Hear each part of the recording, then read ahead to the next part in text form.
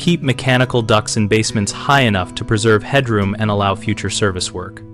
For typical small branch ducts, we recommend leaving 6 to 8 inches of vertical clearance below floor joists so installers can wrap insulation, run hangers, and access seams without removing framing. When sizing and routing main trunks, plan them close to the ceiling plane or alongside beams so they do not reduce usable headroom in finished or unfinished basements.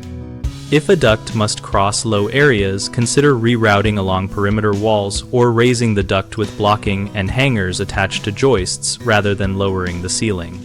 Use compact, rectangular, or flat oval profile for runs in tight spots because they occupy less vertical space than large round ducts at equivalent flow rates.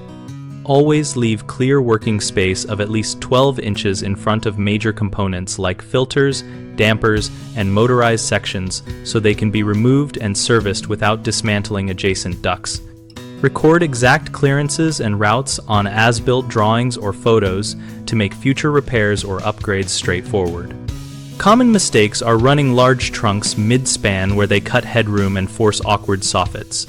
Correct this by relocating trunks to the top of the joist bay or rerouting along a wall where possible. Another frequent issue is insufficient service access to filters, dampers, or coils. Fix this by planning hinged or removable access panels and keeping a minimum clear work area of 12 inches in front of serviceable items. A third problem is relying on oversized round ducts that waste vertical space. Swap to rectangular or flat oval sections or split the run into parallel smaller ducts to preserve clearance while maintaining airflow.